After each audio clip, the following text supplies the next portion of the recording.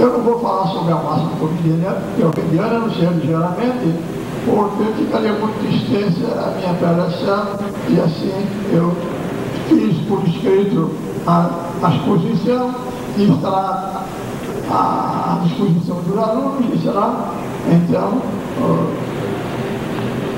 impressa no terceiro número da nossa revista, juntamente com as demais conferências que aqui foram apresentadas nesta jornada de leitura.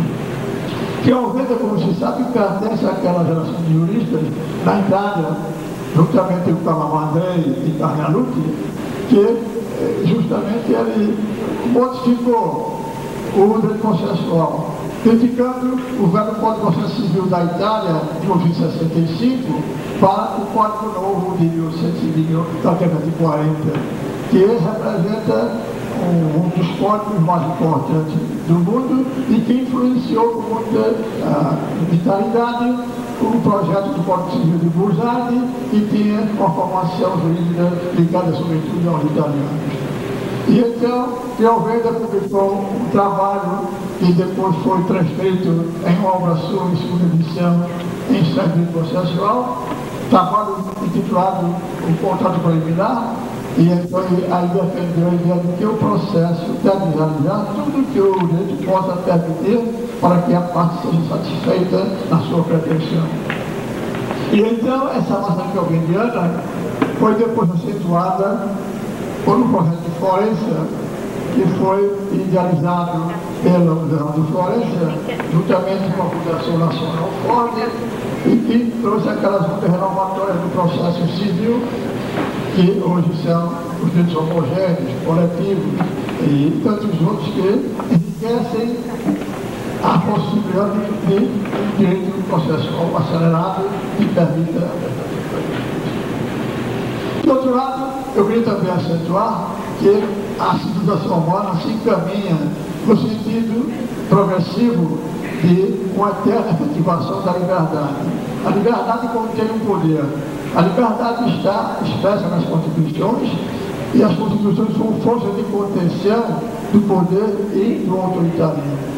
Essa tendência foi bem examinada por Hegel no seu livro Filosofia da História, quando tem uma frase muito bonita.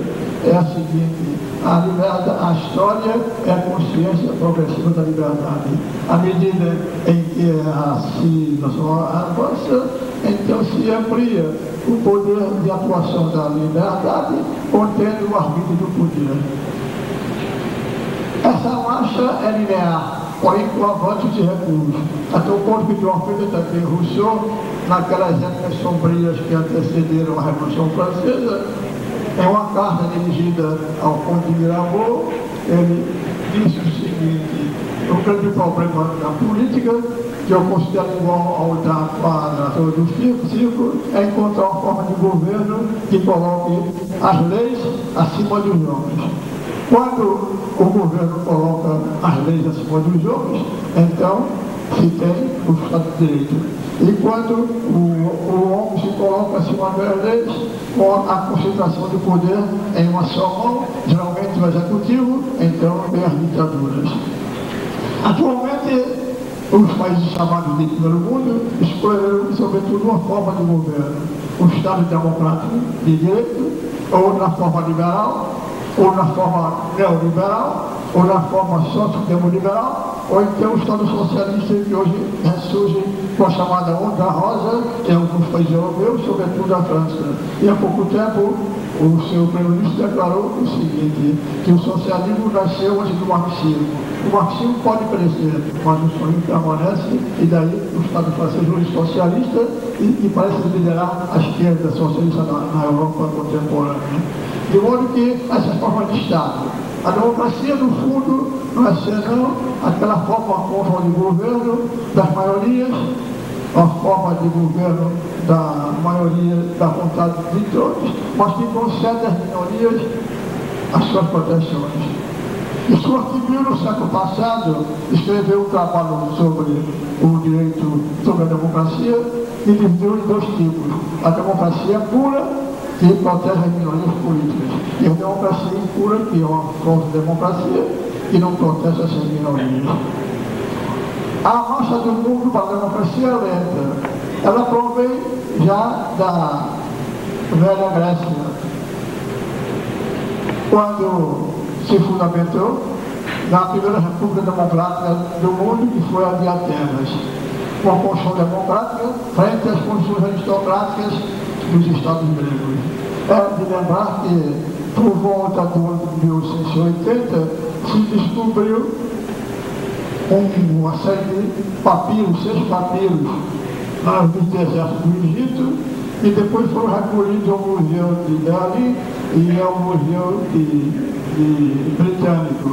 E se reconheceu que esses papiros eram de Aristóteles, da obra A República de Atenas, obra que ficou muito desconhecida e que depois foi traduzida pelo professor Haeckel e publicada em texto bilíngue, grego e inglês, pela Universidade de Harvard, onde ele diz uma frase que até me conquistou a simpatia. Dizia Aristóteles: a democracia é o grande do povo. Conceito que passou para a Idade Moderna, mas a forma é a liberdade. E a liberdade, dizia ele, é sempre igualitária. A liberdade é sempre igualitária. Dizia no texto grego: tem Leodonil, tem Catratorizo. Frase que Rui Barbosa não traduziu, mas que tem uma coisa mais adequada para a nossa compreensão. Quando a sua campanha civilista, ele disse que o Estado moderno tende a reduzir de modo progressivo as constantes diferenças de classe entre os homens. Isto é uma tendência à liberdade e a umas possíveis de igualdade, isto é, à diminuição dos privilégios sociais. É também interessante salientar que hoje em dia há muitas lutas ideológicas em movimentação. É a globalização, é o neoliberalismo, o socialismo em crise na Rússia soviética, porém renascendo em alguns países da Europa, de uma forma liberal. E então a globalização mudou, de certa maneira, o modo de interpretação do mundo e das coisas. Sobre globalização, até eu queria lembrar que é um belo artigo de Paulo Bolivides, congressista, da revista brasileira, da revista da Academia Brasileira de Estudos de Letras, em que ele focaliza com extrema cuidado e relevo os aspectos diversos, embora em 4 ou 5 páginas, em que revela a macia do seu conhecimento, ele examina então o problema da globalização política e econômica. É que a globalização é um aspecto econômico do neoliberalismo como aspecto político. O neoliberalismo provém já de uma expansão no século XX, daquelas tendências de Adam Smith, quando em 1776 publicou o seu livro A Riqueza das Nações, e que falava da mão invisível do mercado. Esse mercado, então, não teria nenhuma influência de forças do Estado, como depois havia de pregar Keynes, na sua teoria econômica, porém, o Estado